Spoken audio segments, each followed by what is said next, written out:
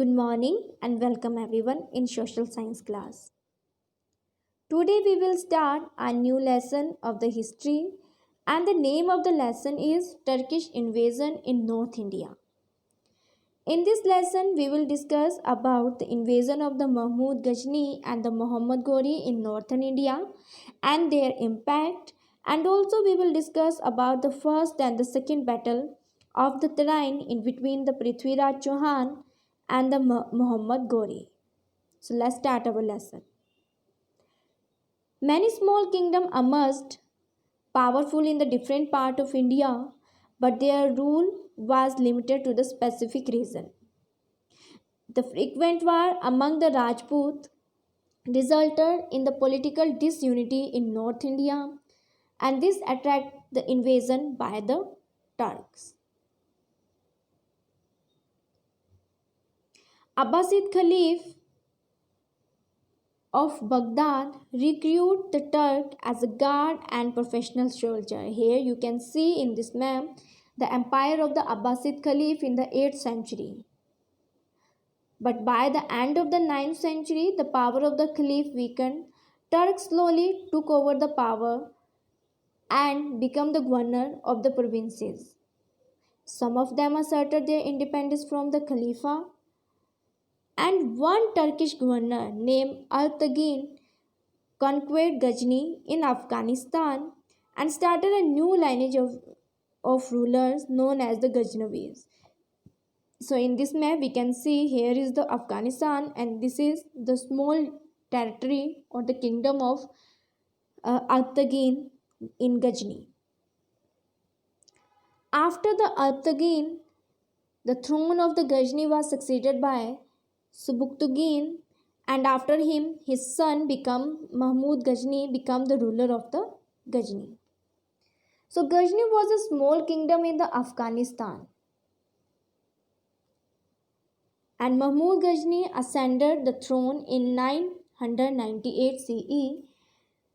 Mahmud wanted to make Ghazni a big and a powerful kingdom, so therefore he decided to conquer a part of the Central Asia. But in order to do this, he needed a large and well-equipped army. So this in turn meant that he required money to pay the soldier and buy the equipment.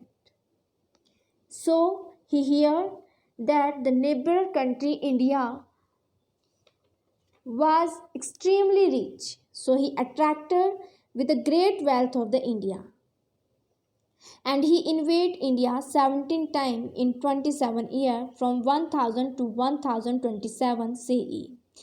And his first expedition took place in 1000 CE. The raid terrified the inhabitants of the northern India, and he annexed the Punjab and made it a part of his kingdom. In between 1010 and 1025, Mahmud attacked only the temples and the town in the North India.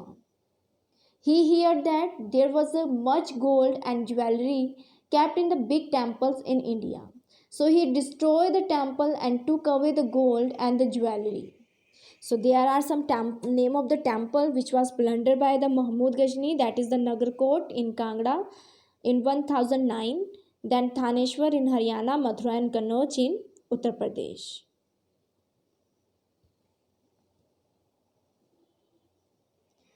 His last great exploit was capture and destruction of the temple at Somnath in the western India.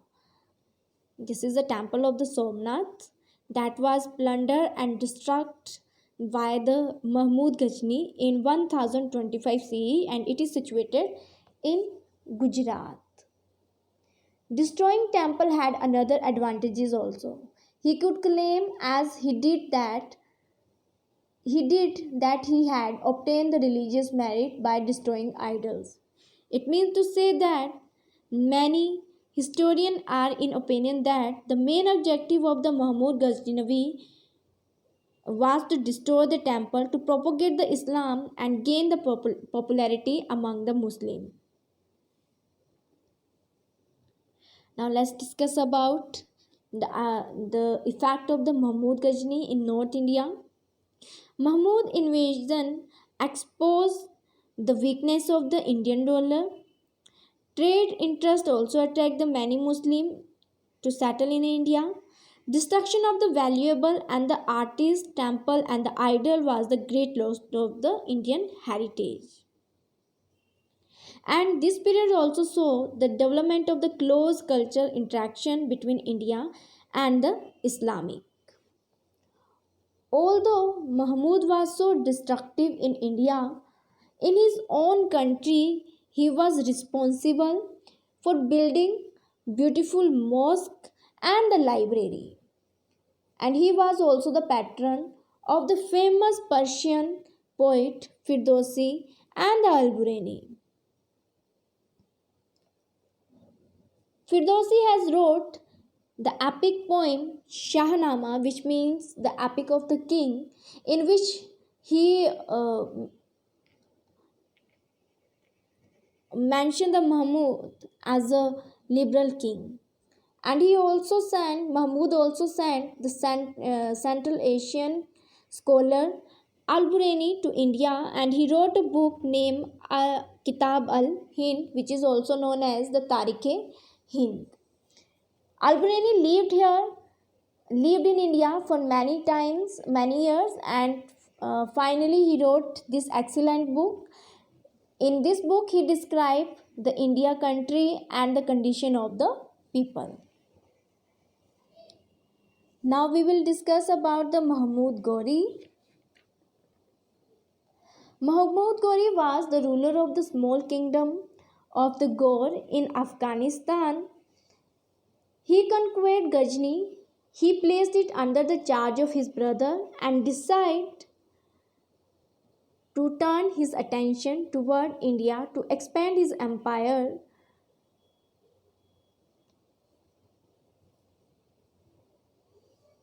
So Mahmud Ghori was interested in northern India and want to add the North India as the permanent kingdom in his territory. In fact, the credit of the founding of the Muslim empire in India goes to the Mahmud Ghori. So he occupied many areas of the India like the Peshawar, Lahore and the Sindh. But there was also a very famous battle related to the Muhammad Ghori, which was fought between Prithviraj Chauhan and the Muhammad Ghori. Before discussing this battle, let's take a look on the Prithviraj Chauhan.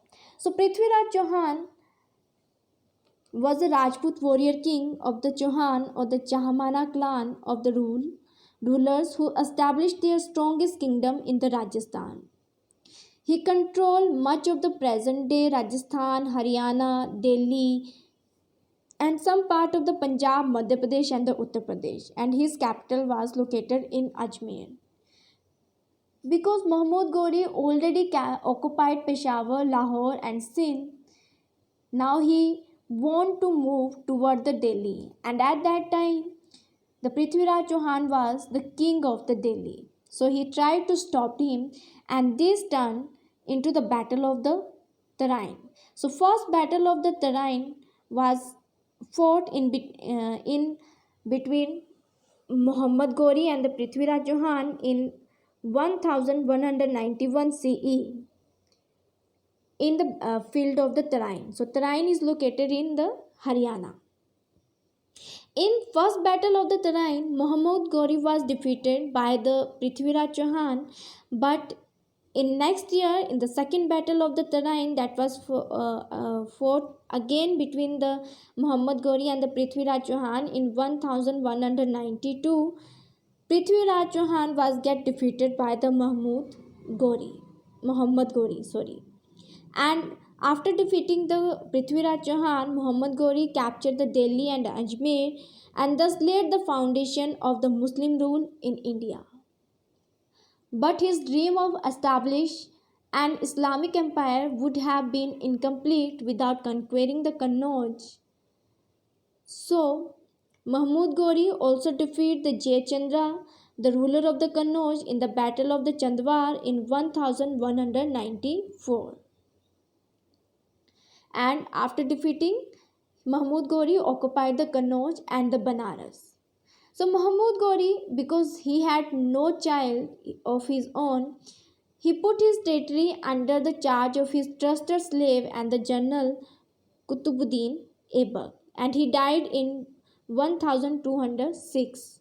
So Kutubuddin Aibak started the dynasty, slave dynasty in India. Now let's discuss about the cause of the success of the Turkish against the Rajput. The first reason is the lack of the political unity and the caste system of the Rajput. The caste system were the main cause of the success of the Gori and defeat of the Indian rulers. The common people were dissatisfied as they had no contact with the ruler. Even some Rajput rulers had the Turk against their own country. And second point is lack of the standing army. The Rajput ruler have no standing army. They have the feudal system. In this system, landlords were very powerful and they weakened the power of the king. Gori has a well equipped army and his campaign were properly planned. The Muslim army moved slowly on their horse and swiftly on their horse and as compared to the armies of the Indian ruler, because they used the old method of the war and equipment and the elephant. So old method of the war and the equipment also one of the another reason uh, for the defeat of the Rajput. And then the battle strategy of the Turks lead their extension in the India. So that's it. This is the end of the chapter. I hope the chapter is now clear to you. So thank you and have a good day to all of you.